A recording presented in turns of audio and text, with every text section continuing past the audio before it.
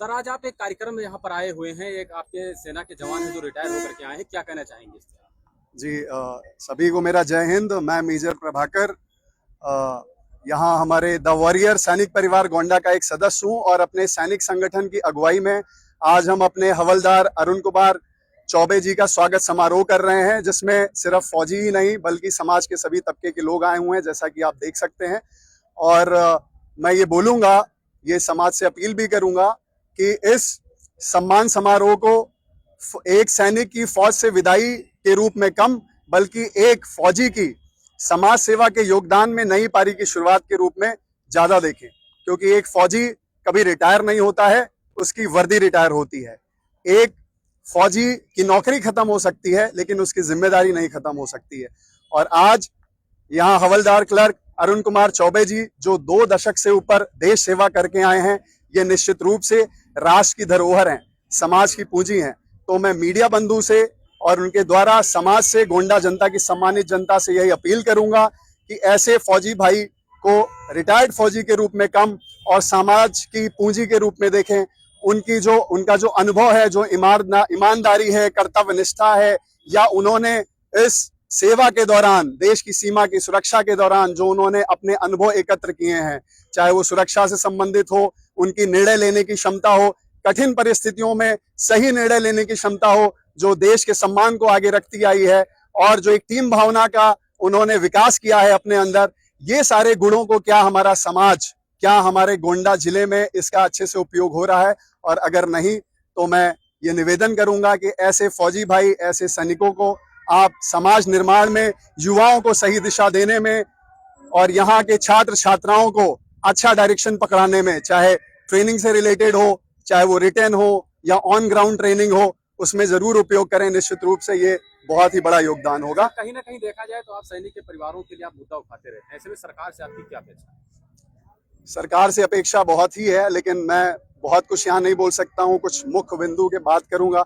जैसे अभी हमने अमर शहीद सुनील कुमार तिवारी जी का अभी यहाँ पे जो हमने होमेज पे किया है, उसमें आप देख सकते हैं, अगर आप इधर माइक घुमाएं तो आप देखेंगे कि सरिया और सीमेंट काफी पुराने पड़े हुए दिख रहे हैं मुझे। जो मेरी जानकारी, अगर मैं गलत नहीं हूं, तो 4-5 वर्ष पूर्व यहाँ पे एक दुर्घटना हो गई थी, कोई ट्रक ने टक्कर मार दी थी। उसके बाद से यहाँ पे जो छत था हमारे अमर शहीद सुनील कुमार तिवारी जी का, वो गिर गया। उसके बाद से आज तक वो ऐसे ही है। तो निश्चित रूप से हम स्वयं एक सैनिक संगठन है, हम स्वयं इसकी भरपाई अपने स्तर पे भी करेंगे, लेकिन यही अपेक्षा हमारी शासन प्रशासन से भी होगी। इसी तरीके से एक वाक्य और है 2022 का, जिसमें अमर शहीद अमित कुमार सिंह का वाक्य है, जो है फौजी एक्सपीडिशन पे थे, माउंटेनियरिंग एक्सपीडिशन पे थे, और उस समय उन्होंने सर्वोच्च बलिदान दिया।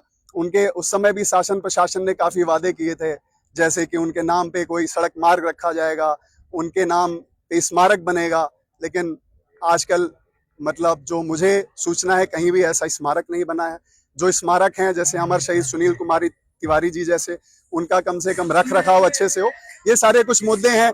इसके अलावा अगर मैं फौजी मुद्दों की बात करूं, जो सर्विंग हैं या रिटायर्ड हैं, तो खासतौर से मैं रिटायर्ड की बात करूंगा, क्योंकि वो सेना में कम से कम 2 दशक सेवा दे के आते हैं, बहुत वृद्ध हो चुके हैं, 80-90 साल के हैं।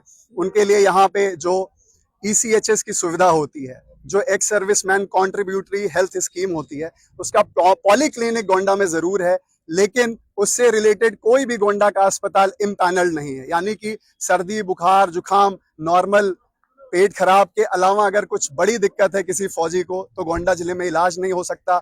उसके लिए उनको 120 किलोमीटर दूर लखनऊ जाना पड़ता है।